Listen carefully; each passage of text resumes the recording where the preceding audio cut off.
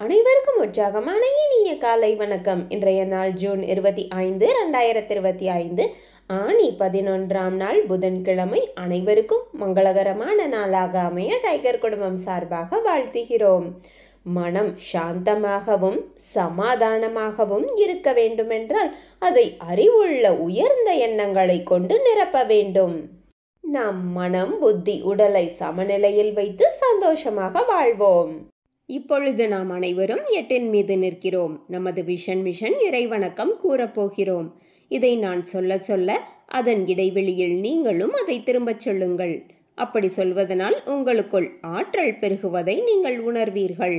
உங்களுக்குள் ஆனந்தமும் ஆரோக்கியமும் நிலைத்திருக்க இது உதவும். Tiger vision.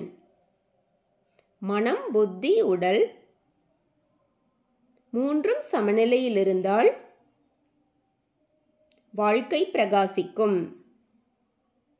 Tiger mission. ஒரு தனி மனிதனின் தொடர்ச்சியான ஆரோக்கியமும் பொருளாதாரமும் இவ்வுலகை மாற்றும். டைகர் இறைவணக்கம். என் வாழ்க்கையின் நம்பிக்கையாயிருக்கும் இறைவா, நான் சேவை செய்யும் இந்த அமைப்பே நீ வாழும் இடமென எண்ணுகிறேன். நான் தினமும் செய்யும் பணியே எனது கடமை என நம்புகிறேன். எனது உடலை கண்ணும் கருத்துமாய் பாதுகாப்பதே எனது பொறுப்பு என உணர்கிறேன். நன்றி இறைவா. நாம் ஆயுள் முழுவதும் ஆரோக்கியத்தோடு ஆனந்தமாய் வாழ்வதற்கு நமக்கு ஆயுள் முழுவதும் ஆசானாய் 8 நடைப்பயிற்சியை கற்றுத்தர வருகிறார் நமது குரு டாக்டர் டைகர் தேன்கூடு பிரபாகரன் அண்ணா அவர்களை உற்சாகத்தோடு வரவேற்கிறோம்.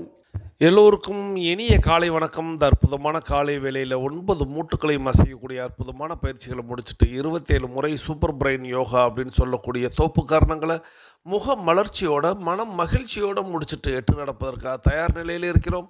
8 மீது இருக்கிறோம். கிழக்கு மேற்காக நடப்பவர்கள் கிழக்கு திசையிலிருந்து மேற்கை நோக்கியும், தெற்கு வடக்காக நடப்பவர்கள் தெற்கு திசையிலிருந்து வடக்கை நோக்கியும் நமக்கான முதலடி எடுத்து வைத்து நடையை தொடங்கலாம். இப்பொழுது பெண்கள் அனைவரும் இடதுபுறமாகவும் ஆண்கள் அனைவரும் வலதுபுறமாகவும், பெண்கள் லெஃப்ட் சைடிலும் ஆண்கள் ரைட் சைடிலும் முதல் அடி எடுத்து வைத்து நடையை தொடங்குகிறோம்.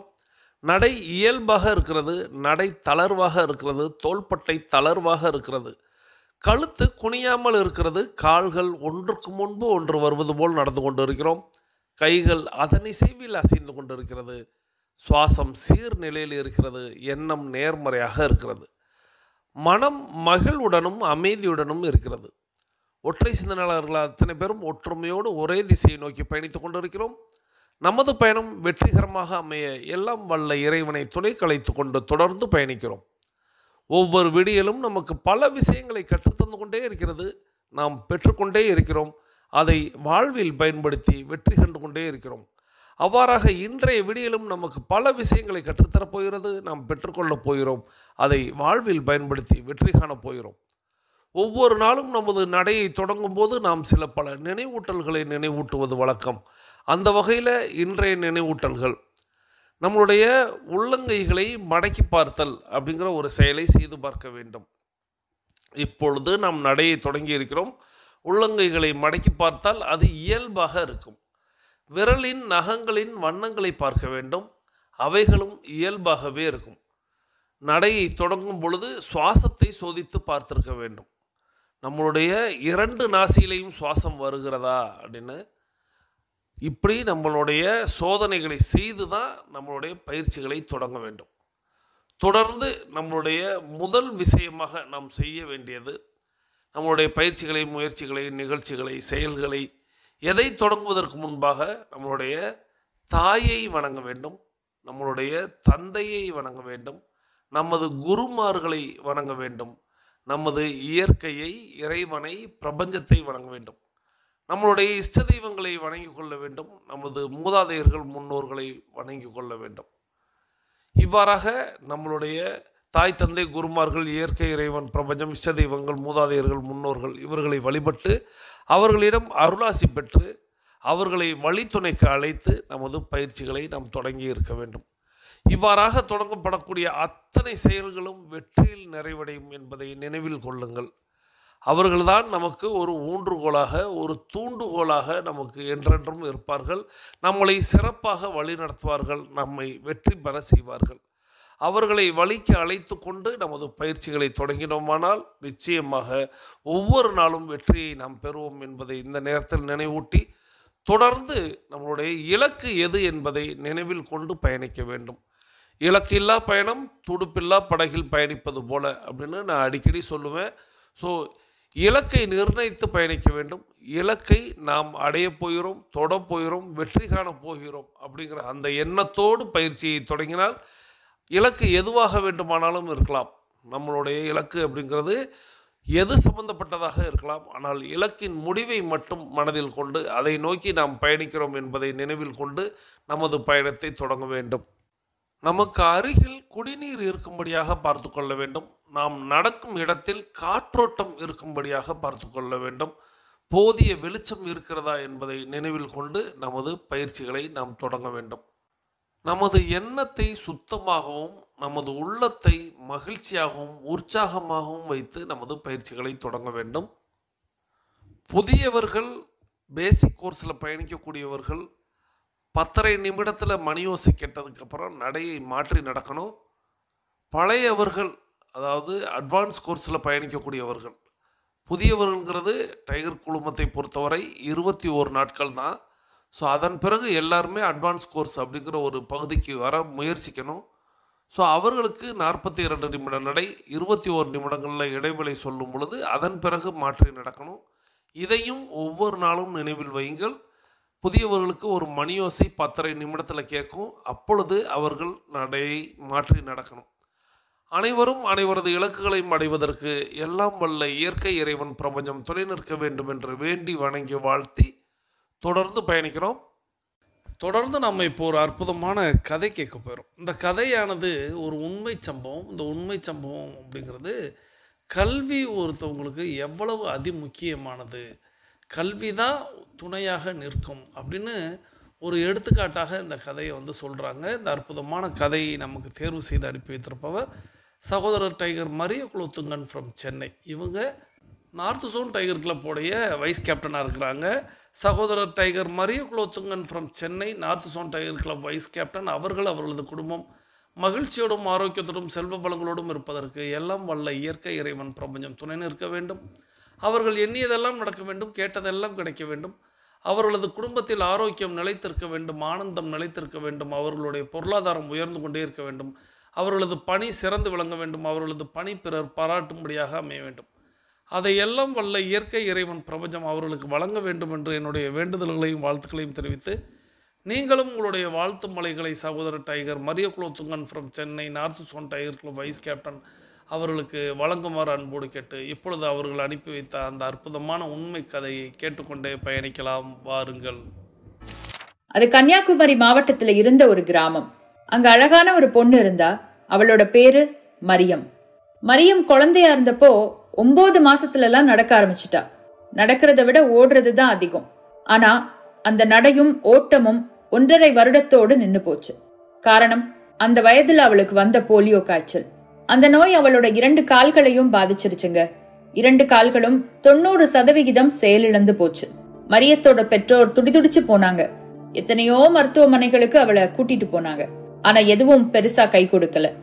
இனிமே குணமாகாது, உபகரணங்களோட உதவியோட மட்டும்தான் உங்க பொண்ணு நடக்க முடியும், ஊன்றுகோல் இல்லாம உங்க பொண்ணால நடக்க முடியாதுன்னு மருத்துவர்கள் மரியத்தோட பெற்றோர்கிட்ட சொல்லிட்டாங்க. அவங்களுக்கு மனசு உடைஞ்சு போச்சு. ஆனா அதே நேரத்துல காலளவுக்கு, ஏன் கால்களை விட அதிகமா அவளுக்கு துணையா இருக்க போற ஏதாவது ஒன்ன அவளுக்கு கொடுக்கணும்னு தோணுச்சு. ஆனா எப்படி யோசிச்சு பார்த்தாலும் அவங்களுக்கு கிடைச்ச பதில் ஒண்ணுதான், கல்வி. கல்விதான் அவளுக்கு கை கொடுக்கும். அவளை நல்லா படிக்க வைக்கணும், படிப்புதான் இனி அவளுக்கு எல்லாமேன்னு முடிவெடுத்தாங்க மரியத்தோட அப்பா. மரியத்துக்கு படிப்பை பத்தியே சொல்லி சொல்லி வளர்த்தாங்க. இவ்வளவுக்கும் அவங்க கிராமத்துல ஒழுங்கான சாலை வசதிகள் கிடையாது. ரோடு ஒழுங்கா இருக்காது, பேருந்தும் வராது, வேற எந்த வசதியும் இல்ல. ஆனா அவ பள்ளிக்கூடத்துக்கு போகணுமே, அதனால தன்னுடைய தோள்லயே தூக்கிட்டு போய் மரியத்தை ஆரம்ப கல்வி படிக்க வச்சாங்க அவளோட அம்மா. மரியத்துக்கு பள்ளிக்கூடத்துக்கு போறது பிடிச்சிருந்தது. ஆனா அங்கேயும் நிறைய சவால்கள். மத்த பிள்ளைங்க மாதிரி அவளால எல்லா இடத்துக்கும் போக முடியாது. எல்லாத்துக்கும் உதவி வேணும். ஒரு வகுப்பு விட்டு இன்னொரு வகுப்பு போகணும்னா, கழிவறைக்கு போகணும்னா, கொஞ்ச தூரம் தள்ளி ஒரு பென்சில் விழுந்தா கூட யாராவது ஒருத்தரோட உதவி வேணும். சில நண்பர்கள் உதவி செஞ்சாங்க, சில நண்பர்கள் கேலி செஞ்சாங்க. இவ்வளோ கஷ்டப்பட்டு நீ படிச்சுதான் ஆகணுமான்னு கேள்வி கேட்டாங்க. அப்பெல்லாம் மரியத்துக்கு ரொம்ப கஷ்டமா இருக்கும். அம்மா நான் இனிமேல் பள்ளிக்கூடம் போக மாட்டேன்னு அம்மா கிட்ட அடம் பிடிப்பா. ஆனா அடுத்த நாளே வேகமா கிளம்பி பள்ளிக்கூடத்துக்கும் போயிருவா. சித்திரமும் கைப்பழக்கம் செந்தமிழும் நாப்பழக்கம்னு சொல்லுவாங்க. தன்னை விரும்பினவங்களை கல்வி ஒருபோதும் கைவிடாது. மரியத்துக்கு நல்லாவே படிப்பு வந்துச்சு. ஒருவேளை ஏதாவது தெரியலன்னா கூட அண்ணன் ஆசிரியர்கள்னு யார்கிட்டயாவது உதவி வாங்கி படிக்க முடிஞ்சிச்சு. அப்படியே நாட்களும் நகர்ந்து போச்சு. 12வது வகுப்புல அவங்க பள்ளிக்கூடத்திலேயே முதல் மாணவியா தேர்ச்சி பெற்றா மரியம். அன்னைக்கு அவங்க வீட்டுல இருந்த எல்லாருமே பூரிச்சு போனாங்க. மரியத்தை தலையில தூக்கி வச்சு கொண்டாடினாங்க.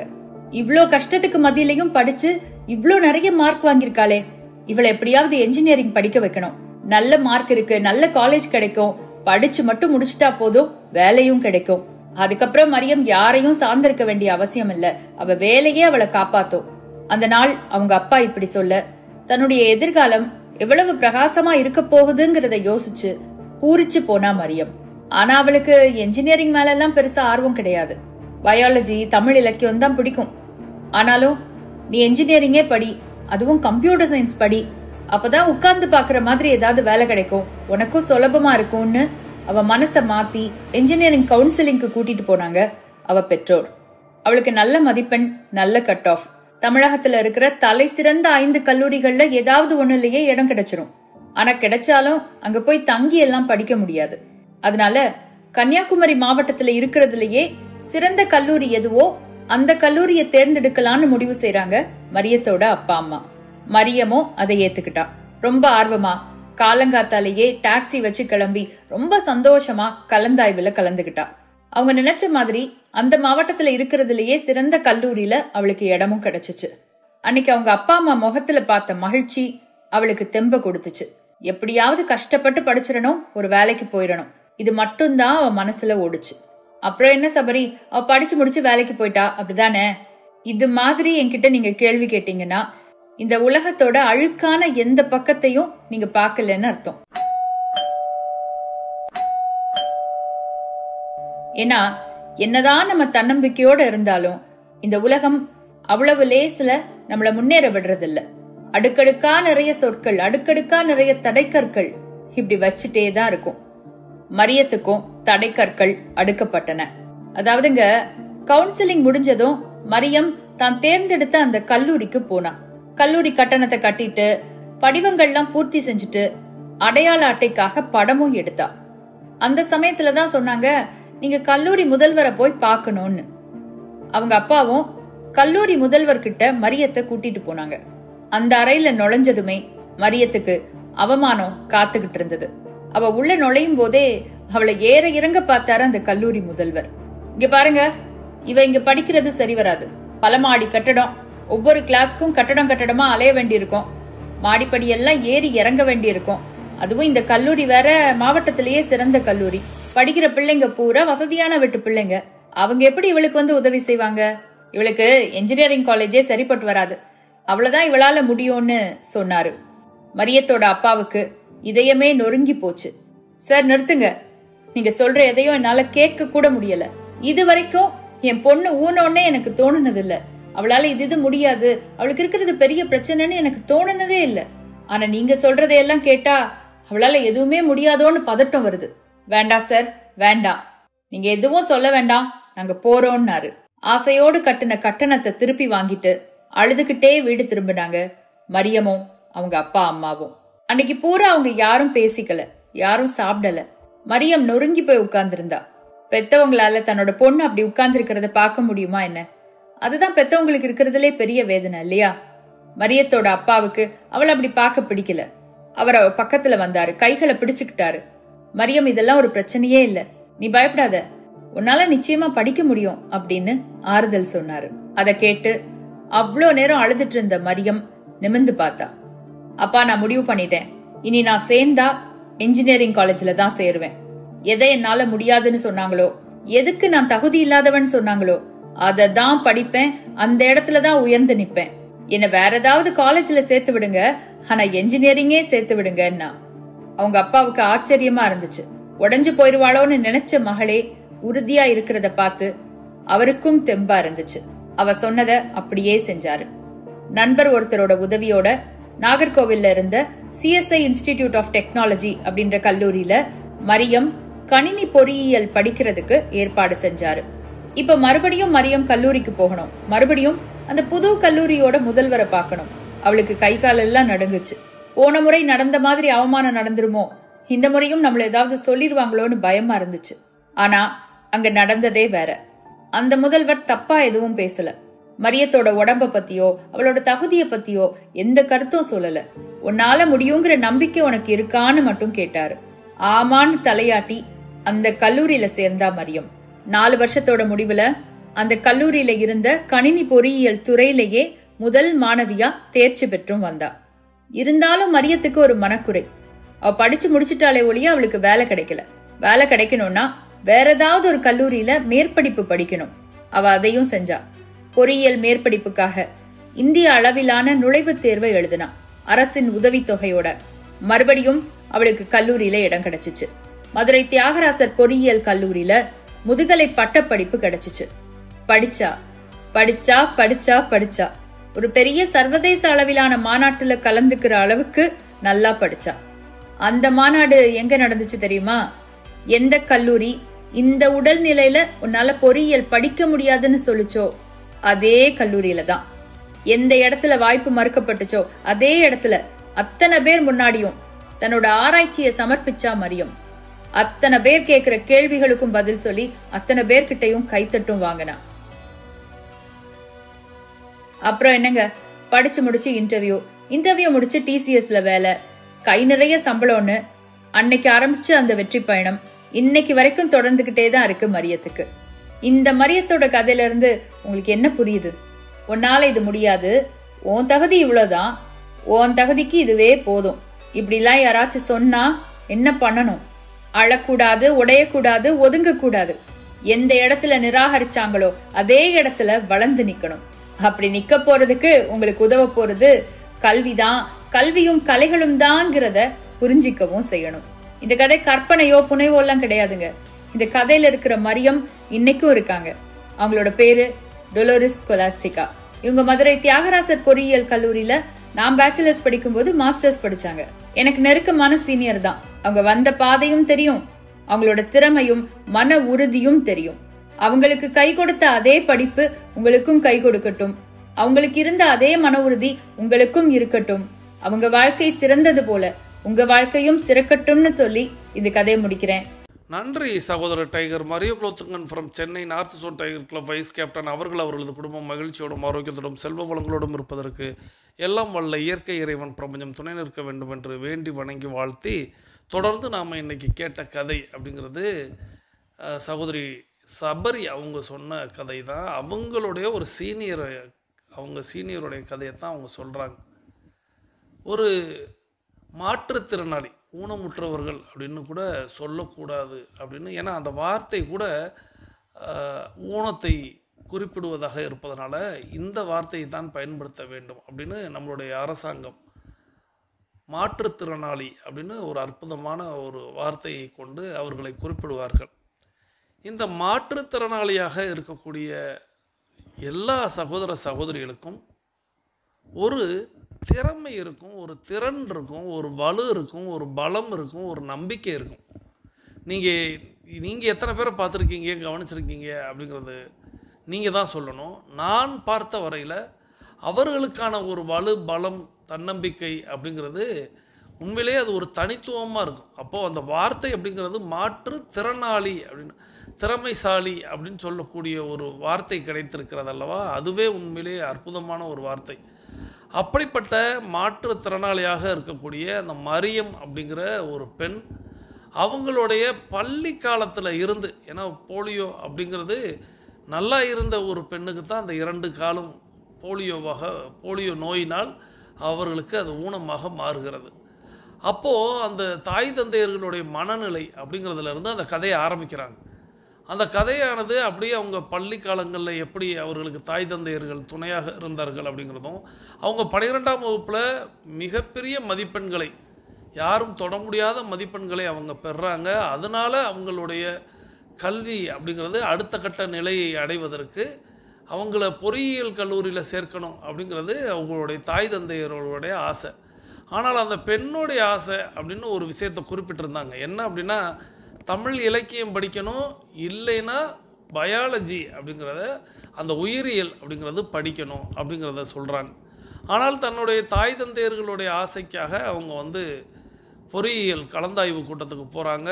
அப்போது அவர்களுக்கு தமிழகத்திலேயே எது சிறந்த கல்லூரியோ அதிலேயே இடம் கிடைக்கும். ஆனால் அவங்க சென்னைக்கெலாம் வர முடியாது அப்படிங்கிறதுனால அவர்களுடைய மாவட்டத்திலே கன்னியாகுமரியிலேயே ஒரு கல்லூரியை, சிறந்த கல்லூரியை தேர்வு செய்கிறாங்க.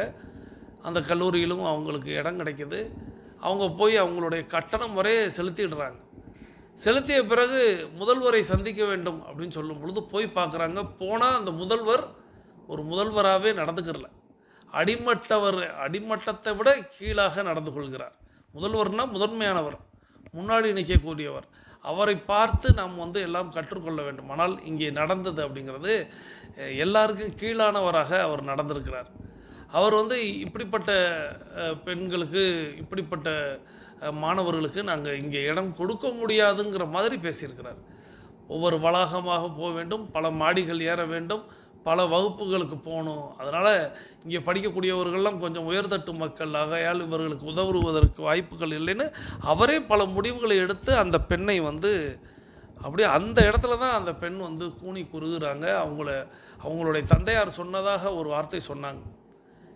இவ்வளோ நாள் எனக்கு என் பொண்ணை நினச்சி பயமே இல்லை, ஆனால் நீங்கள் சொல்ல எனக்கு பயமாக இருக்குது, இதுக்கு மேலே எதுவும் பேசாதீங்க அப்படின்னு அவங்க தந்தை சொல்லி அழுததாக சொன்னாங்க. 3 பேரும் கட்டிய கட்டணத்தை, அதுவும் மகிழ்ச்சியோடு கட்டிய கட்டணத்தை கவலையோடு அவங்க பெற்று வீடு திரும்பினாங்க அப்படின்னு சொல்லக்கூடிய அந்த தருவாய் வரைய மீண்டும் அந்த பெண், அதாவது அதுவரையே அவங்க ஆசைப்படலை. அவங்க ஆசைப்பட்டது அப்படிங்கிறது தமிழ் இலக்கியமும் அவங்க உயிரியல் பாடத்தில் தான் அவங்க படிக்கணும்னு நினைக்கிறாங்க. தன்னுடைய தாய் தந்தையர்களுடைய ஆசை தான் அந்த பொறியியல் அப்படிங்கிறது. அப்போது இதுவரை அவங்களுடைய விஷுவலைசேஷன் அப்படிங்கிறது நடக்கலை. நான் எண்ணியது இந்த கதையிலிருந்து அவங்களுடைய தாய் தந்தையர்களுக்காக அதை செய்யலாம்னு எண்ணுகிறார்கள். ஆனால் அது நடந்தேறவில்லை. இப்போ தான் அந்த பெண் தன்னுடைய எண்ணத்தை, தன்னுடைய இலக்கை மாற்றுகிறாள். எப்படி அப்படின்னா, அப்பா என்னை யார் பொறியியல் படிக்க முடியாதுன்னு சொன்னாங்களோ, எங்கே நீ ஏற்றுக்கொள்ள முடியாதுன்னு சொன்னாங்களோ அதே படிப்பை நான் படித்தே ஆகணும். அது எந்த கல்லூரியாக இருந்தாலும் சரி, நான் பொறியியல் படித்தே ஆக வேண்டும் அப்படின்னு அந்த பெண் அவர்களுக்காக முடிவெடுக்கிறார்கள். அவர்களுக்காக விஷுவல் பண்ணுறாங்க, அவர்களுக்காக மனத்தில் படத்தை ஓட்டி பார்க்கிறார்கள். அந்த மனப்பட காட்சி அப்படிங்கிறது அடுத்த நொடியே நடைபெறுகிறது. தந்தையாருக்கு அவ்வளவு மகிழ்ச்சி. இப்போது நம்மளுடைய 21 நிமிடம் அப்படிங்கிறது நிறைவுக்கு வருகிறது. வாருங்கள் அனைவரும் தொடங்கிய திசைக்கு வந்து விடுகிறோம். கிழக்கு மேற்காக தொடங்கியவர்கள் கிழக்கு திசையிலும், தெற்கு வடக்காக தொடங்கியவர்கள் தெற்கு திசைக்கும் வந்து விடுகிறோம். நமது உள்ளங்கைகளை மடக்கி பார்க்கிறோம், இறுக்கமாக இருக்கிறது. விரலின் நகங்களின் வண்ணங்களை பார்க்கிறோம், சிவப்பு வண்ணத்தில் மாறி இருக்கிறது. சுவாசத்தை சோதித்து பார்க்கிறோம். 2வது நாசிலும் சுவாசம் வரக்கூடிய இந்த வேளையில் நாம் எல்லோரும் நமக்கு அருகில் இருக்கக்கூடிய குடிநீரை எடுத்து நிறுத்தி நிதானித்து ரசித்து ருசித்து பருகிக்கொள்கிறோம். தண்ணீர் பருகுதல் என்பது ஒரு கலை என்பதை நாம் அறிவோம். தண்ணீர் பருகும் பொழுது நமது கவனத்தை நீரில் வைப்போம், நீரின் தன்மையில் வைப்போம், நீரின் சுவையில் வைப்போம்.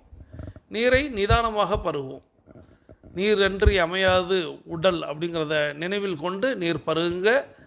இன்றைக்கி நீங்கள் குடிக்கிற இந்த நீரானது உங்களுக்கு மருந்தாக மாறும். அந்த மருந்து உங்களுக்குள் இருக்கக்கூடிய அத்தனை நெகட்டிவ் எனர்ஜிகளையும் நீக்கி உங்களுக்கு ஒரு புத்துணர்வான பாசிட்டிவ் எனர்ஜியுடைய ஒரு நபராக மாற்றும்.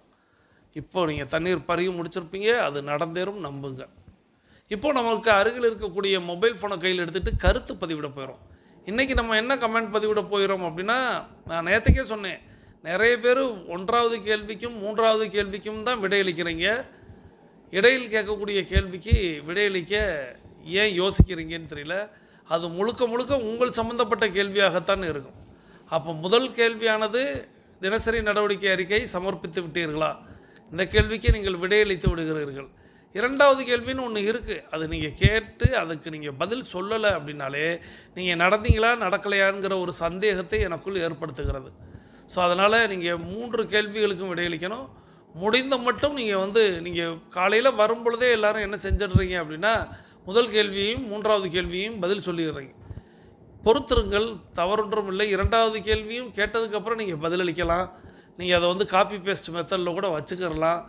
இடையில் இல்லைன்னா எடிட் ஆப்ஷன் கூட போய் நீங்கள் அதை 2வது கேள்விக்கும் விடையளித்தால், நான் கேட்பதை நீங்கள் கவனிக்கிறீர்கள், நான் சொல்வதை நீங்கள் கேட்கிறீர்கள் அப்படின்னு எனக்கு என்ன தோன்றும். ஸோ அதனால் 2வது கேள்வி அப்படிங்கிறதுக்கும் நான் அதைத்தான் படித்து பார்ப்பேன். முதல் கேள்வியும் 3வது கேள்வியும் அது நீங்கள் நித்தம் செய்யணும், அது கட்டாயம் செய்யணும். 2வது கேள்விக்கு விடையளித்திருக்கிறீர்களா, இன்றைக்கி நீங்கள் வகுப்புக்கு வந்திருக்கீங்களா, என் பேச்சை கேட்டிருக்கீங்களா, நான் சொல்கிறத கேட்குறீங்களா அப்படிங்கிறதெல்லாம் எனக்கு 2வது கேள்வியில் தான் தெரியும். ஸோ இன்றைக்கான 2வது கேள்வி அப்படிங்கிறது, உங்களோடு பள்ளி அல்லது கல்லூரிகளில் நிச்சயமாக யாரேனும் ஒரு மாற்றுத்திறனாளி அப்படிங்கிறவங்க படிச்சிருக்க வாய்ப்புகள் உண்டு. அவங்களுக்கு நீங்கள் உதவிகள் செய்திருக்கவும் வாய்ப்புகள் உண்டு. அப்படி யாரேனும் உங்களுக்கு இருந்து அது நினைவில் இருக்கிறதா? இப்போ என்னுடைய கல்லூரியில் அப்படின்னு சொல்லணும்னா, எனக்கு நண்பர்கள் அப்படின்ட்டு முனியசாமி அப்படிங்கிறவர், அவர் கம்பு ஊண்டி தான் அவர் நடப்பார். கம்பு ஊண்டி அவருக்கு நிறைய முறை தோள் கொடுத்துருக்கேன், நிறைய முறை பேருந்தில் பயணிச்சிருக்கிறோம். நிறைய நினைவுகள், இப்போ இந்த மரியம் கதை கேட்கும் பொழுது எனக்கு அதான் நினைவுக்கு வந்தது. அதுபோல் இன்னொரு நண்பர் மாதவன் அப்படின்ட்டு இன்னொரு கல்லூரியில் படிக்கும்போது அவர் கம்பு ஊண்டி இருக்க மாட்டார், பட் கையை அவருடைய முழங்காலில் ஊண்டி நடப்பார். அவரும் எனக்கு ஒரு நெருக்கமான நண்பர். ஸோ இது போல் உங்களுக்கும் நீங்கள் உங்களுடைய பள்ளியிலேயோ கல்லூரிகள்லேயோ நீங்கள் சந்தித்த மாற்றுத்திறனாளிகள், அவர்களுக்கு உங்களுக்கு அவங்க பேர் தெரிஞ்சிருந்துச்சுன்னா இப்போ நீங்கள் அதை குறிப்பிடலாம். அவர்கள் வாழ்வாங்க வாழ நீடூழி வாழ எல்லாம் வல்ல இயற்கை இறைவன் பிரபஞ்சம் இந்த நேரத்தில் வேண்டிக்கிறேன். உங்களுக்கு எந்த அளவுக்கு நினைவாற்றல் இருக்கிறது அப்படிங்கிறதும், உங்களுக்கு அந்த பழைய நினைவுகளுக்கு சென்று வரணும் அப்படிங்கிறதுக்காக தான் இந்த மாதிரியான கேள்விகள். நிச்சயமாக நம்ம மானசீகமாக அவர்களை வாழ்த்துவோம். அவர்கள் ஏன்னா நான் ஏற்கனவே சொன்னது போல் மாற்றுத்திறனாளிகள், அந்த திறன் அப்படிங்கிறது அவர்களுக்குள் இருந்திருக்கும், நிறைய உங்களுக்கு நினைவில் போயிருக்கும். ஸோ அவங்களுடைய பெயர்களை குறிப்பிடுங்கள். ஒரு நபர் 2 நபர்னு இல்லை, எத்தனை பேர் இருந்தாலும் வாய்ப்பு இருந்தால் எழுதுங்க. எத்தனை பேர்கள் நினைவுக்கு இருக்குது. இந்த மாதிரிலாம் நீங்கள் சிந்திக்க தான் உங்களுடைய மூளையானது இன்னும் செயல்படும், நினைவாற்றலை அதிகரிக்க வைக்கும். ஸோ இந்த கேள்விக்கு விடையளித்து விட்டு 3வதாக நம்மளுடைய வெற்றி ஸ்லோகன் எழுத வேண்டிய நேரம். நலத்துடன் வாழ்க வளத்துடன் வாழ்க, நலத்துடன் வாழ்க வளத்துடன் வாழ்க அப்படிங்கிற அந்த வெற்றி ஸ்லோகனை ஒரு முறை எழுதி 2 முறை வாசித்து நீங்கள் போஸ்ட் பண்ணுங்கள். அதுதான் இன்றைக்கான நம்மளுடைய 3வது பதிலாக அமைய போகிறது. இப்படி நீங்கள் எழுதுங்க, எழுதி பழகுங்க, பழக பாருங்கள். உங்களுடைய வாழ்க்கையில் பெரிய மாற்றம் வருவதை நீங்கள் எதிர்பார்த்து காத்திருங்கள். இப்போது நம்மளுடைய இந்த 3 விடையளித்த உங்களுக்கு என்னுடைய நன்றிகளை சொல்லி, தாங்கள் நீடூழி வாழ எல்லாம் வல்ல இயற்கை இறைவன் பிரபஞ்சத்தை வேண்டி, இப்போ பேசிக் கோர்ஸில் இருக்கக்கூடிய சகோதர சகோதரிகள்லாம் நீங்கள் அஃபர்மேஷன் விசுவலைசேஷன் செய்துட்டு மீதம் இருக்கக்கூடிய ஆடியோ கேட்குவாங்க. இப்போது 42 நிமிட நடைக்காரர்களுக்கான அடுத்த சுற்று தொடங்குகிறது. இப்பொழுது ஆண்கள் அனைவரும் இடதுபுறமாகவும் பெண்கள் அனைவரும் வலதுபுறமாகவும், ஆண்கள் லெஃப்ட் சைடிலும் பெண்கள் ரைட் சைடிலும் முதலடி எடுத்து வைத்து நடையை தொடங்குகிறோம். நடை இயல்பாக இருக்கிறது, நடை தளர்வாக இருக்கிறது, தோள்பட்டை தளர்வாக இருக்கிறது, கழுத்து குனியாமல் இருக்கிறது, கால்கள் ஒன்றுக்கு முன்பு ஒன்று வருவது போல் நடந்து கொண்டு இருக்கிறோம், கைகள் அதன் இசைவில் அசைந்து கொண்டு இருக்கிறது, சுவாசம் சீர்நிலையில் இருக்கிறது, எண்ணம் நேர்மறையாக இருக்கிறது, மனம் மகிழ்வுடனும் அமைதியுடனும் இருக்கிறது. ஒற்றை சிந்தனையாளர்கள் அத்தனை பேரும் ஒற்றுமையோடு ஒரே திசையை நோக்கி பயணித்துக் கொண்டிருக்கிறோம். நமது பயணம் வெற்றிகரமாக அமைய எல்லாம் வல்ல இறைவனை துணை கலைத்து கொண்டு தொடர்ந்து பயணிக்கிறோம். தொடர்ந்து அந்த கல்லூரியில் மறுக்கப்படுகிறது, அதனால் அவங்க பொறியியலே எடுக்கிறேன்னு ஒரு இலக்கை மாற்றுகிறார்கள். இலக்கை மாற்றி அவர்களுக்கு நாகர்கோவிலில் உள்ள ஒரு கல்லூரியில் அவர்களுக்கு இடம் கிடைக்கிறது. ஸோ இப்போது அந்த முதல்வரை சந்திக்க போகும் பொழுது அப்படின்னு அந்த ஒரு சூழ்நிலை சொன்னாங்க. நிச்சயமாக யாருக்காக இருந்தாலும் ஒரு இடத்துல நம்ம அடிபட்டோம்னா அதே போல் ஒரு சூழ்நிலை வந்துச்சுன்னா அந்த நினைவு வரும்பளவா, அதுபோல் அந்த சகோதரிக்கு கைகாலெல்லாம் உதறல் ஆரம்பித்தது அப்படின்னு சொன்னாங்க. மீண்டும் பார்த்தா அந்த முதல்வர் உன்னால் முடியுமா அப்படின்னு ஒரு கேள்வி தான் கேட்டிருக்காரு. முடியும் சொல்லியிருக்காங்க. அங்கேயே படிச்சிருக்காங்க. வெற்றி அப்படிங்கிறது இலக்காக வச்சு அந்த வெற்றியை அடைஞ்சிட்டாங்க. அதன் பிறகு அவங்க வந்து உயர்கல்வி போகணும் அப்படின்ட்டு அடுத்த முடிவெடுத்து மதுரை தியாகராஜர் கல்லூரிக்கு வந்திருக்காங்க. அங்கே தான் இவங்களுக்கு அவங்க சீனியராக இருந்ததாக கடைசியில் சகோதரி சபரி சொல்கிறாங்க. ஸோ அங்கேயும் பயின்று எந்த கல்லூரி தன்னை நிராகரித்ததோ, எந்த இடத்துல வச்சு தான் வந்து எதற்கும் லாயக்கற்றவர் என்று சொல்லப்பட்டதோ, அதே கல்லூரியில் ஒரு அற்புதமான ஒரு மாநாட்டில் தன்னுடைய அறிக்கையை சமர்ப்பித்திருக்கிறார்கள். அத்தனை பேர்களுடைய கேள்விகளுக்கும் விடையளித்திருக்கிறார்கள். அங்கே அதுதான் நம்மளுடைய விஷுவலைசேஷன், அதுதான் நம்மளுடைய சீக்ரெட், அதுதான் நம்மளுடைய எண்ணம், இலக்கு. நாம் எதை நினைக்கிறோமோ அதை அடைய முடியும் அப்படிங்கிறத மரியம் சகோதரியிடமிருந்து நம்ம பெற்றுக்கொள்ள முடியும். என்னால் முடியாதுன்னு நினச்சா அது கை கால் முழுசாக இருந்தாலும் சரி, நம்பிக்கை இல்லைன்னா ஒன்றுமே முடியாது. அதே நேரத்தில் இப்படி தன்னை உலகமே நிராகரித்த ஒரு சூழல் அவங்க வந்து இலக்கை நிர்ணயித்து அதே கல்லூரியில் நான் வந்து எப்படி தலை நிமிர்ந்து நிற்கிறேன் பார் அப்படின்ட்டு. இதே போல் நான் சொல்லியிருப்பேன், நான் அண்ணா யூனிவர்சிட்டியில் படிக்கணுங்கிற ஒரு ஆசை வச்சு அந்த ஆசையை நான் நிறைவேற்றாமல் போயிட்டு, ஆனால் அதே அண்ணா பல்கலைக்கழகத்தில் அங்கே இருக்கக்கூடிய ஆடிட்டோரியத்தில் நான் ஒரு ஸ்பீச் கொடுத்து அதை மாணவர்கள் கேட்கக்கூடிய ஒரு வாய்ப்பு அப்படிங்கிறது கிட்டியது அப்படிங்கிறத நான் ஆரம்ப காலத்தில் உங்களோடு பகிர்ந்திருப்பேன். ஸோ நம்ம என்ன நினைக்கிறோமோ அது நடந்தே தீரும். ஆனால் அந்த நினைப்பதை நம்பிக்கையோடு வச்சுருக்கணும். நம் மீது நம்பிக்கை வைக்கணும். நம்ம வந்து மற்ற எது மேலேயும் வைக்க தேவையில்லை. இது இல்லை, அது இல்லை. நிறைய பேர் இது குறை, அது குறை, எனக்கு அது கிடச்சிருந்தா, இது கிடச்சிருந்தா. மரியம் சகோதரியிடமிருந்து நாம் பெற்றுக்கொள்ள வேண்டியது அப்படிங்கிறது, எது இல்லைனாலும் சரி, நம்பிக்கை மட்டும் இருந்துச்சுன்னா போதும், வெற்றி பெறலாம் அப்படிங்கிறதுக்கு இந்த அற்புதமான ஒரு உதாரண கதை, அது உண்மை கதை அப்படிங்கிறத சகோதரி வந்து கொஞ்சம் அழுத்தமாக சொன்னாங்க. அதை எல்லாருமே நினைவில் வைங்க. உங்கள் வீட்டு பிள்ளைகளுக்கு இந்த கதையை போட்டு காட்டுங்கள். இந்த கதையை வந்து நீங்கள் உங்கள் வீட்டில் உள்ள யாரெல்லாம் சாதிக்க முடியாது அப்படின்னு சொல்கிறாங்களோ அவர்களிடத்துலலாம் நீங்கள் இந்த கதையை போட்டு காட்டுங்க. ஏன் நீங்களே சொல்லுங்கள், இந்த மாதிரியான ஒரு பெண் எப்படி வெற்றி கண்டார் அப்படிங்கிறதையும். அதுதான், அதாவது ஜெயிச்சு எங்கேயோ போகிறது அப்படிங்கிறது ஒரு முக்கியம் இல்லை. எங்கே நிராகரிக்கப்பட்டோமோ அங்கே நிமிர்ந்து காட்டுவது அப்படிங்கிறது மட்டும்தான் இந்த கதையின் வாயிலாக நாம் கற்றுக்கொண்டோம் அப்படிங்கிறத மற்றவர்களுக்கும் சொல்லிக் கொடுங்கள். மற்றவர்களுக்கும் இதை ஷேர் பண்ணுங்கள்.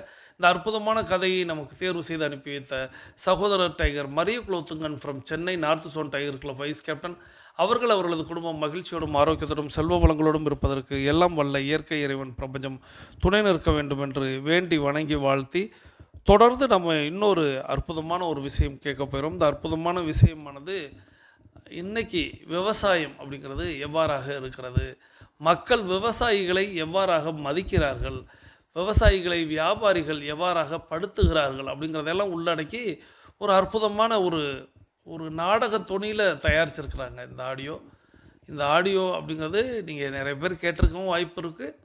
இந்த ஆடியோவில் மக்கள் எப்படி கொஞ்சம் கொஞ்சமாக மாறுகிறார்கள், இப்படி மாறுனா உலகம் எப்படி இருக்கும் அப்படின்னு இந்த ஆடியோட முடிவில் எனக்கு கேட்க தோன்றியது. இப்போ நீங்கள் அந்த ஆடியோவை தான் கேட்க போகிறீங்க.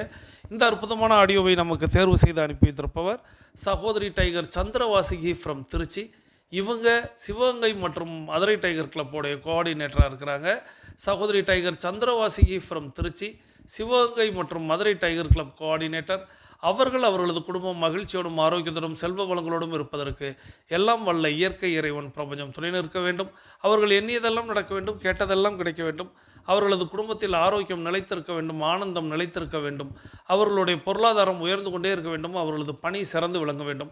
அவர்களது பணி பிறர் பாராட்டும்படியாக அமைய வேண்டும்.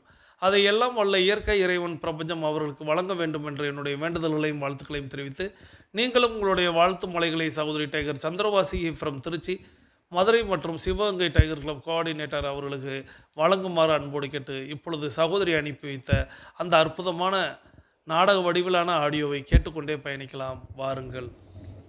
சொல்லுங்க, யார் நீங்க? நான் ஒரு விவசாயிங்க. பசுமாடு வச்சு பால் கறந்து ஊத்திட்டு இருக்கிறேங்க.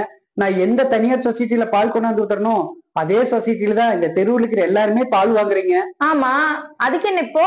அந்த தனியார் பால் சொசைட்டில உங்ககிட்ட எல்லாம் லிட்டருக்கு 50 ரூபா வாங்குறாங்க. ஆனா எங்களுக்கு 30 ரூபாய்ன்னு சொல்றாங்க. அப்புறம் டிகிரி வரல, டெஸ்ட் சரியா வரலன்னு சொல்லி 3 ரூபாய் புடிச்சுக்கிட்டு லிட்டருக்கு 27 ரூபா தான் தர்றாங்க.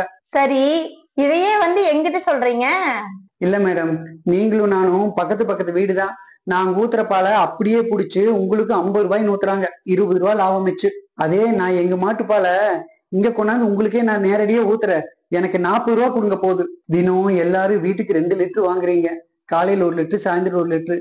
இதுவே நேரடியா எங்கிட்ட வாங்குனீங்கன்னா உங்களுக்கு லிட்டருக்கு 10 ரூபா மிச்சமாகும், 2 லிட்டருக்கு 20 ரூபா மிச்சமாகும். அதுவே எனக்கு ஒரு நாளைக்கு 20 ரூபா அதிகம் கிடைக்கும், உங்களுக்கு மாசம் 600 ரூபா மிச்சமாகும். எங்களை மாதிரி மாடு வச்சு பால் ஊத்துற விவசாயி கிட்ட நீங்க நேரடியா வாங்குனீங்கன்னா எங்களுக்கு 600 ரூபாய் எச்சு கிடைக்கும் உங்க ஒருத்தராலேயே. தினம் 20 லிட்டர் பால் ஊத்துற விவசாயி கிட்ட 10 பேர் நேரடியா எங்கிட்ட வாங்குனீங்கன்னா மாசம் 6000 ரூபாய் எங்களுக்கு லாபம் கிடைக்குங்க எச்சா. அதனால 2 நேரமும் நானே இந்த தெருவில் எல்லாத்துக்கும் பால் கொண்டாந்து கொடுத்துட்றேன் மேடம், நீங்க எங்கிட்டயே பால் வாங்கிக்கங்க மேடம். நீங்க சொல்ற மாதிரி உங்ககிட்டயே நாங்க எல்லாரும் வாங்கிக்கிறோம். ஆனா அவங்க 27 ரூபாய் தானே தராங்கன்னு சொல்றீங்க. 3 ரூபாயா சேர்த்தி 30 ரூபாயா நாங்க உங்களுக்கு தந்துடுறோம். நீங்க 2 நேரமும் கொண்டு வந்து பால் ஊத்திட்டு போயிருங்க. என்ன மேடம், எவனோ கார்பரேட் கம்பெனிக்காரங்கிட்ட எங்க பாலைய எதுவும் பேசாம 50 ரூபா கொடுத்து வாங்கிட்டு வரீங்க, ஆனா நான் 10 ரூபா கம்மியா இங்கேயே கொண்டாந்து ஊத்துறேன்னு சொல்லியும் எங்கிட்ட போய் பேரம் பேசுறீங்களே மேடம். இல்லப்பா, இந்த ரேட்டுனா கொண்டு வா, இல்லைன்னா நாங்க அங்கேயே வாங்கிக்கிறோம். மேடம், ஒரு மூட்டை பாலத்தோடு 950 ரூபா, 50 கிலோன்னு சொல்லுவாங்க, ஆனா இங்க வந்து பார்த்தா 46 கிலோ தான் இருக்கு. ஒரு மூட்டை மாட்டு தீனி 1600 ரூபாய். அது இல்லாம மாட்டுக்கு வைக்கோல், சோளத்தட்டு, அப்படி இப்படின்னு கணக்கு பார்த்தா நாங்க தினம் செய்யற வேலைக்கு கூலியோட நிக்காது மேடம். எங்களுக்கு தோட்டத்துக்குள்ளேயே வேலை சரியா இருக்கிறதுனால வெளியில கொண்டு வந்து எதுவுமே விற்க முடியல மேடம். உணவுப் பொருள் உற்பத்தி பண்ணி கொடுக்குற நாங்க கிழிஞ்ச துணியை கட்டியிருக்கோம், ஆனா எங்கிட்ட வாங்கி விற்கிறவன் பென்ஸ் கார்ல போறான் மேடம். விவசாயத்துல இடைத்தரகரே எல்லாம் இதை மாத்தணும்னு தான் உற்பத்தி பண்றேன்னா, வாங்குறவங்க கிட்ட நேரடியா விற்கணும்னு தான் இங்க வந்து நிக்கிறேன் மேடம். இதுக்கு நீங்க எல்லாமே ஒத்துழைப்பு கொடுக்கலனா செத்துக்கிட்டு இருக்கிற விவசாயம் ஒரு நாள் இல்லாமையே போயிரு மேடம். ஆனா அதுக்கப்புறம் நெஞ்சு அடிச்சுக்கிட்டு அழுது எந்த பிரயோஜனம் இல்லை மேடம். கடைசியா ஒண்ணு மட்டும் சொல்றேன் மேடம், சிகரெட் யாருக்குமே தேவையில்லை, ஆனா அதை உற்பத்தி பண்றவன் கோடீஸ்வரனா இருக்கிறான். மது யாருக்குமே தேவையில்லை, ஆனா அதை உற்பத்தி பண்றவன் பெரிய கோடீஸ்வரனா இருக்கிறான். ஆனா ஒவ்வொரு மனுஷனுக்கு தேவை 3 வேளை சாப்பாடு. அதை உற்பத்தி பண்ற விவசாயி ஒவ்வொரு ஊர்லயும் தற்கொலை பண்ணிக்கிட்டு இருக்கிறான் மேடம், தற்கொலை பண்ணிக்கிட்டு இருக்கிறான். அதான் எங்க விவசாயியோட நிலைமை. எந்த தொழிலுமே நஷ்டம் வந்ததுன்னா அதை விட்டுருவாங்க, ஆனா விவசாயம் மட்டும்தான் ஒவ்வொரு வருஷமும் நஷ்டம்தான் வரும். ஆனா நாங்க இஷ்டப்பட்டு செய்வோம். ஏன் தெரியுமா? மத்தவங்க சாப்பிடணுமே, அந்த ஒரு எண்ணம் தான் மேடம். நான் வர்றேன் மேடம். ஒரு நிமிஷம்ப்பா, இங்க இருக்கிற எல்லாருக்கும் நீயே பால் கொண்டு வந்து ஊத்திருப்பா. நாங்க தனியார் கொடுக்குற அந்த 50 ரூபாய உனக்கே கொடுத்துட்றோம். வேண்டாம் மேடம், எங்களுக்கு லிட்டருக்கு 40 ரூபாய் கிடைச்சா கூட அதுவே நல்ல லாபம் தான். எனக்கு 40 ரூபாயே கொடுங்க போதும். சரிப்பா, நாளைக்கு நல்ல நாள், நாளைக்கே கொண்டு வந்து பால் இங்க இருக்கிற எல்லாத்துக்கும் ஊத்திடு. சரி மேடம். டாக்டர் பட்டமும் தேசிய விருதும் ஊரை ஏமாத்துற அரசியல்வாதிகளுக்கும் நடிகர்களுக்கும் கொடுக்காம உங்களை மாதிரி உண்மையா உழைக்கிற விவசாயிகளுக்கு தான் கொடுக்கணும்ப்பா. போயிட்டு வரேன். கடவுள் என்னும் முதலாளி கண்டெடுத்த தொழிலாளி விவசாயி. விவசாயம் என்பது லாபகரமான தொழில்தான், இடைத்தரகர்களை தவிர்த்தால் மட்டுமே. நன்றி சகோதரி டைகர் சந்திரவாசிகி ஃப்ரம் திருச்சி, கோஆர்டினேட்டர் மதுரை மற்றும் சிவகங்கை டைகர் கிளப். அவர்களது குடும்பம் மகிழ்ச்சியோடும் ஆரோக்கியத்தோடும் செல்வ வளங்களோடும் இருப்பதற்கு எல்லாம் வல்ல இயற்கை இறைவன் பிரபஞ்சம் துணை நிற்க வேண்டும் என்று வேண்டி வணங்கி வாழ்த்தி, தொடர்ந்து நம்ம இன்றைக்கி கேட்ட ஆடியோ அப்படிங்கிறது நிச்சயமாக உங்கள் எல்லார் மனசுலையும் ஒரு பதிவை தந்திருக்கும். ஒரு விவசாயி எவ்வளவு அழகாக அந்த விஷயத்தை எடுத்து சொல்கிறாங்க. ஆனால் பொதுமக்களாகிய நாம் எப்படி இருக்கிறோம் அப்படிங்கிறது மாதிரி தான் ஃபஸ்ட்டு அந்த ஆடியோ போகும். அதாவது அந்த தனியார் சொசைட்டியானது விவசாயிகள் இடத்துல 30 ரூபாய்ன்னு விலை சொல்லி அதில் அந்த குறை இந்த குறைன்னு சொல்லி ஒரு 27 ரூபாய்க்கு தான் வாங்குகிறாங்க அப்படிங்கிறதும், அதை பொதுமக்களிடத்தில் அப்படிங்கிறது 50 ரூபாய்க்கு விற்கிறார்கள் அப்படின்னு பாருங்களேன். மாடு வாங்கி மாட்டை பாதுகாத்து மாட்டுக்கு தேவையான தீவனங்கள் வழங்கி மாட்டை கவனித்து உழைச்சி கண்ணு மொழி, அதாவது இந்த பால் வியாபாரம் அப்படிங்கிறதெல்லாம் நீங்கள் எத்தனை பேர் கவனிச்சிருக்கீங்கன்னு தெரியல, அவங்களுக்கு தூக்கமே இருக்காது. அந்த அளவுக்கு மாட்டை பிள்ளையை போல் பார்த்து அவர்கள் உற்பத்தி செய்யக்கூடிய பாலை கொண்டு போய் விற்றா அது 27 ரூபாயாம். அப்போ அதில் வந்து அவருடைய கூலி இருக்கிறது, மாட்டுக்கு தேவையான தீவனங்கள் இருக்கிறது, மாட்டை கவனிப்பதற்கான செலவு இருக்கிறது, மருத்துவ செலவு இருக்குது, எத்தனை வகையான செலவு இருக்கும். இவைகளெல்லாம் கழிச்சிட்டு அவருக்கு எவ்வளோ ரூபாய் கிடச்சிரும்? ஒரு 10 ரூபாய் கிடைப்பதே அவ்வளவு கஷ்டம். ஆனால் அதை வாங்கி விற்கக்கூடிய அந்த சொசைட்டியானது கிட்டத்தட்ட 23 ரூபாயை லாபமாக, இப்படித்தாங்க நீங்கள் கவனிச்சிருக்கீங்களான்னு தெரியல. விவசாயம் அப்படிங்கிறது இன்றைக்கி ஏன் எல்லா விவசாயிகளும் நஷ்டத்தில் இருக்கிறாங்க அப்படின்னா இதுதான் காரணம். விவசாயி செலவழித்து அதனுடைய யோசித்து பார்த்தா நம்ம தக்காளி விலை அப்படின்னா நம்ம நினைப்போம், என்ன நினைப்போம், விலை குறையலையேன்னு சொல்லுவோம். விலை வந்து இன்றைக்கி வந்து 20 ரூபாயிலிருந்து 25 ரூபாய் அப்படின்னு நிர்ணயிக்கப்பட்டு போய்கிட்டு இருக்கு. ஆனால் தக்காளி வியாபாரிகளிடம் எவ்வளவு விலை கொடுத்து வாங்குவார்கள் அப்படின்னு நினைக்கிறீங்க? அதிகபட்ச விலையே 5 ரூபாய்க்கு மேலே வாங்க மாட்டாங்க. அதை அவர்கள் என்ன சொல்லுவாங்கன்னா, நாங்கள் கொண்டு வந்து வியாபாரப்படுத்தி அது நஷ்டமடைஞ்சால் அது எங்களுக்கு அப்படி இப்படின்னு கதைகள் சொல்லுவாங்க. ஒரு சில நேரங்களில் தக்காளியின் விலை வந்து 10 ரூபாய்க்கு வரும் பார்த்தீங்களா? அப்போல்லாம் கிட்டத்தட்ட 1 ரூபாய் 2 ரூபாய்க்கு கேட்பாங்க தக்காளியை அந்த விவசாயிகள் இடத்துல. அதெல்லாம் நம்ம பார்த்துருப்போம். சாலைகள்லேயே கொட்டுவது, வயல்கள்லேயே கொட்டுவது, ஆற்றில் கொட்டுவதுன்னு அந்த விவசாயி வயிறு எரிந்து போய் செய்வாங்க. நம்ம எல்லாவற்றுக்கும் அரசாங்கம் வந்து ஒரு விலை வச்சுருக்கு. கச்சா எண்ணெய் விலை அப்படிங்கிறது எவ்வளவு கூடுனாலும் குறைஞ்சாலும் இதுதான். இன்றைக்கி நம்மளுடைய பெட்ரோல் விலை அப்படிங்கிறது 100 ரூபாய் தான். அப்போது ஒரு விவசாயியுடைய ஒரு உற்பத்தி அப்படிங்கிறது இத்தனை நாள் அவர் முதல் போட்டு அந்த முதல் வந்து இன்றைக்கி தக்காளி நம்ம ஒரு கண்டில் அந்த செடியாக்கி அதை கண்டாக்கி அது பருவத்துக்கு வந்து அதை காய்க்க வைக்க கிட்டத்தட்ட குறைந்தபட்சம் ஒரு 40 நாள் அப்படின்னு வரும். அந்த 40 நாள் அவன் போட்ட உழைப்பு, அவனுடைய வேர்வை, இவைகளெல்லாம் யோசிக்கிறதுலாம் இல்லை. அது தக்காளியாக வரும்போது 3 ரூபாய்க்கு தர்றியா 2 ரூபாய்க்கு தர்றியான்னா. ஆனால் மீண்டும் மீண்டும் விவசாயி மட்டும்தான் எல்லாரும் எல்லா தொழிலையும் வந்து நஷ்டமடைஞ்சிட்டா விட்டுருவாங்க, இனிமேல் திரும்பியே பார்க்க மாட்டாங்க. ஆனால் விவசாயி மட்டும் திரும்ப திரும்ப போராடுவான். ஏன்னா அவனுக்கு இந்த மக்களின் பசியை ஆற்ற வேண்டும், அதுதான் அவனுடைய நோக்கமாகவே இருக்கும். அதனால தான் இன்றைக்கி வரை நம்ம எல்லாருமே சிறப்பாக வாழ்ந்து கொண்டிருக்கிறோம். ஸோ அந்த விவசாயி அப்படிங்கிறத நம்ம எல்லாரும் எப்படி நினைக்கணும் அப்படின்னா, முதல்ல இந்த மாதிரி நேரடியாக யாரெல்லாம் வந்து உங்களுக்கு உங்கள் ஊரில் விற்பனையாளர்களாக தோன்றுகிறார்களோ, யாரெல்லாம் சொந்த பண்ணை வச்சுருக்காங்களோ அவர்களிடத்துல நீங்கள் போய் வாங்குங்க. அப்பயும் இந்த அம்மா பொருளில் தான் எல்லாரோட எண்ணம் இருக்கும். ஏன் உங்கள்கிட்ட வாங்கும்போது எங்களுக்கு நீங்கள் அந்த 27 ரூபாய்க்கு தரமாட்டீங்களா இல்லை 30 ரூபாய்க்கு தரமாட்டீங்களான்னு கேட்போம். அப்போ அவங்க என்ன நினைப்பாங்கன்னா, ஓன்ட்ட கொடுக்குறதுக்கு ஓன்ட்ட ஒவ்வொரு கிலோவாக விற்றுக்கிட்டு இருக்கிறதுக்கு நான் போய் மொத்தமாக வியாபாரிகள்கிட்டே தள்ளி விட்டுறேன் அப்படின்னு எண்ணுவார்கள். ஸோ முடிந்த மட்டும் நம்மளுக்கு வந்து 50 ரூபாய் வரை நஷ்டம் கிடையாது. இப்போ அவர் சொன்னார்ல, பாலின் விலை வந்து 50 ரூபாய் அப்படிங்கிறது சொசைட்டியில் வாங்கக்கூடிய விலை. அப்போ 50 ரூபாய் வரை நம்மளுக்கு நஷ்டம் கிடையாது. அதில் தண்ணீர் சேர்த்துருக்காங்களா, அது சரியானதா அப்படிங்கிறதெல்லாம் அப்புறம். ஆனால் நாம் விவசாயிகிட்ட நேரடியாக வாங்கும் பொழுது அவர்கள் நிச்சயமாக தண்ணீர்லாம் கலக்க மாட்டாங்க. அவங்களுடைய பொருளை அவங்க கலப்படமே பண்ண மாட்டாங்க. எந்த ஒரு பொருளாக இருந்தால் வியாபாரிகள் தான் அதுக்கு இடையில கொண்டு வந்து ஒரு பருப்புகள் வாங்கினீங்கன்னா அதில் குறிப்பிட்ட அளவு கல்லை சேர்ப்பாங்க. கல் அப்படிங்கிறது அங்கே ரொம்ப அற்புதமாக சுத்தமாக தயாரிக்கப்பட்டு தான் வரும் விவசாய இடத்துல இருந்து. ஆனால் இவங்க விவசாயியின் பேரை சொல்லி அதில் கூடுதலாக இப்போ ஒரு உளுந்து அப்படின்னு எடுத்துக்கொள்வோமே, உளுந்தின் விலை 120 ரூபாய் அப்படின்னா 100 மூடைக்கு 100 கிலோவுக்கு 3 கிலோ கல்லை சேர்ப்பாங்க. அந்த 3 கிலோவும் எவ்வளோ ஆகுது? 120 ரூபாய் ஆயிடுது, 360 ரூபாய் ஆயிடுது. இந்த வேலையை செய்பவர்கள் வியாபாரிகள் தான்.